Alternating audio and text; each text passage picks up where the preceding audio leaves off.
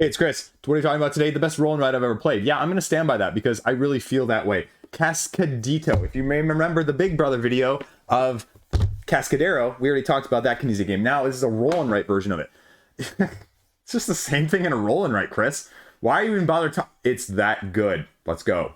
Now, if you're not familiar with the Cascadero, essentially what you're doing is you're crossing off hexes in this case, instead of laying down your little tokens to occupy the spaces. As you collect the touching towns, then you score points. You go up the victory checks along the side, you get more points, you get more objectives, you win the game. Now, this is going to be slightly different because essentially on this game, all you're going to be doing is rolling 6 dice, using those dice until they're all up, and then rolling, and you're going until somebody achieves all of the victory conditions. Now, the victory conditions at the top of this card are going to be very similar to the Cascadero in the sense that they're going to be shared victory objectives, but also individual ones. As you can see at the top, we also have not only the written pads, but you have dry erase. Can I not say this enough? I've been shouting this in the rooftop from crowdfunding campaigns.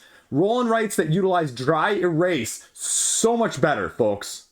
More environment friendly too, maybe? But this has got going on a little bit something different as well. Not only you're getting one map, you're getting 4 maps that are going to give you a little bit of everything what you prefer. Now, this is going to give you a slight twist on Cascadero. Cascadero, you're trying to connect to the towns, but you cannot have the first contact be only one shape. Similar to this, you can't have the crossed off ones score if they're only one group in size. Because as you'll see here on the dice, I have white, white, blue, blue, black, orange. Now, on a lot of these boards, black actually gets to slot it off. And you go, Chris, well, that's stupid. Why would you ever not have a die that's going to give you a good result? Well, because then these dice, one has to be used on every single turn. You just go around and take one, take one, take one until there's only one left. And then you have to use that one. And then the next person rolls again. But if there's some that you can't use, well, then that's going to force other people to roll sooner. But you can use the dice in a couple different ways that may behoove you, or you may ultimately just have to do nothing. But that's very few and far between. So don't worry about that. But essentially what you're doing here is if you have an orange, a white, a blue, so you look at those towns that are on that board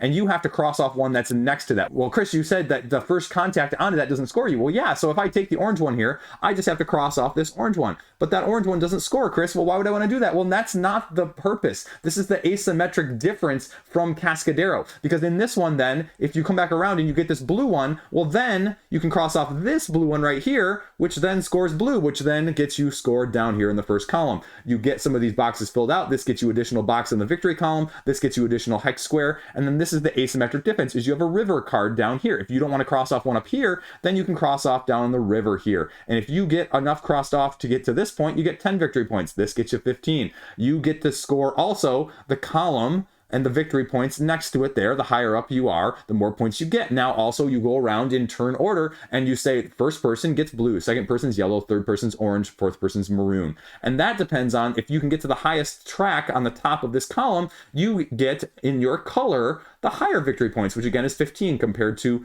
8 if that's not your color. Then at the end of the game, you just score up over on the right side here all the various ways of victory point scoring, and that's it. Well, Chris, how does the game end? Well, at the top here, you can see that we've got not only the individual ones that can only be scored once, but you also have the ones that you can get on every single person's board. And the game ends when a combination of everyone has gotten all 5 of these, or one person has gotten all 5 of these down here, because these are just linking 2 cities of the same color via these X's that I just showed you. So essentially, I have an orange and a blue here. Well, let's say this group goes this way, this way, this way, and this way. Now we've got 2 blue. Now I get to cross this one off. Now I get to mark this one, which gets me another one here. And you can start to see how that combo-licious system is going to give it to you. But then the top is if you get 4 in this row. So if you get all 4 of these boxes marked off. Then the second one is if you get 2 in this one. The third one is you can have 3 colors linked together. So not just these 2 blue, but now all of a sudden I've linked all the way over here to this blue one in the same contiguous marked off areas. The last one is you have all 5 colors in one of these areas, and then also you have the river completely filled out. So the tricky part though is once one person gets them, the other people all have to fill in this little lock down below